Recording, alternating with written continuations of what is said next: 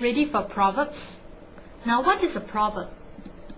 Well, basically, it is a short, well-known statement that contains advice about life in general. It teaches you about life, about leading life well. For example, birds of a feather flock together. What's the meaning of birds of a feather? Well, birds of the same kind of feather, you know. They will flock together, that means they will fly around together, they move around together, they sit, they sleep together. Well, this means that the people who have similar values, tastes, or ideals, they will usually come together. I'm not sure about you, but I've seen many people who are good friends having the same kind of character traits. That tends to be true. But of course, on the other hand, it will be different in certain ways. I have a very good friend who is quite different from me, but we complement each other so well. Let's look at this. Whaley and John are like birds of a feather. They share the same hobby and enjoy being together. Right? If sometimes people say that you're birds of a feather with a certain naughty boy, then you know what it means, right? That you're as naughty as that person. Let's look at more proverbs. We're going to have some examples so that you can learn them up and then you can use them in your composition writing. Cut your coat according to your cloth. Depending on how much cloth you have, you cut your coat based on that amount of cloth you have. Don't overcut. Plan your project according to the amount of available resources you have.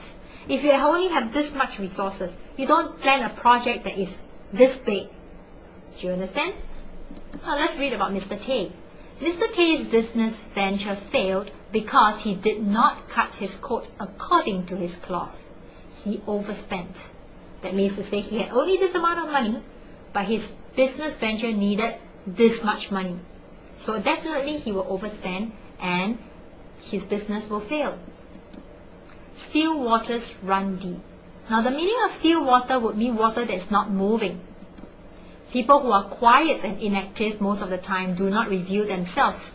I'm sure you have friends in your class who are very quiet and won't want to talk to many people. Well, this will make people difficult to understand them. When this happens, of course we don't know much about that person.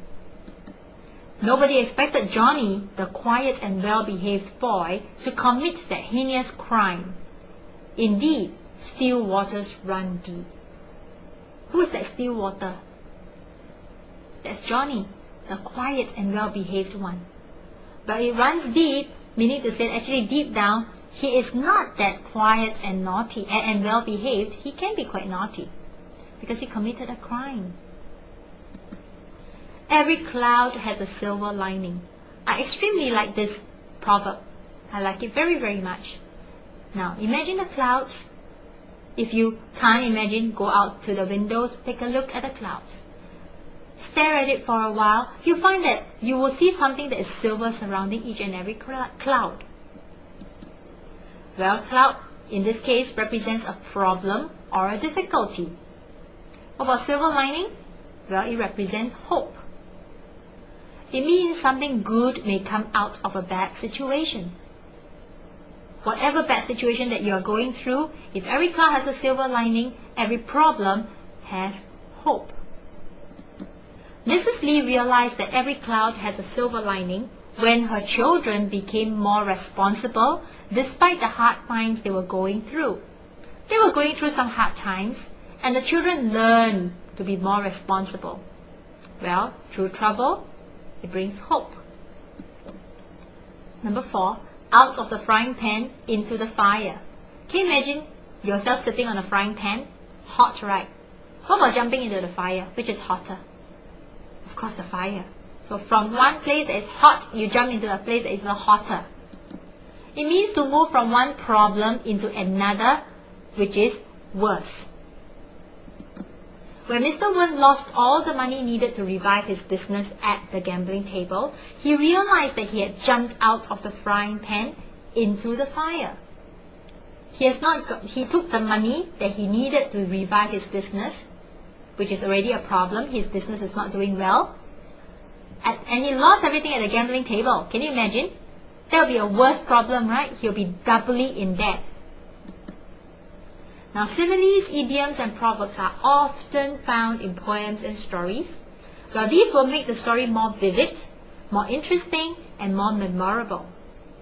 Reading more stories and poems will enable you to learn more similes, idioms, and proverbs. Then you can include them in your own writing. In the next segment, we shall be looking through some examples.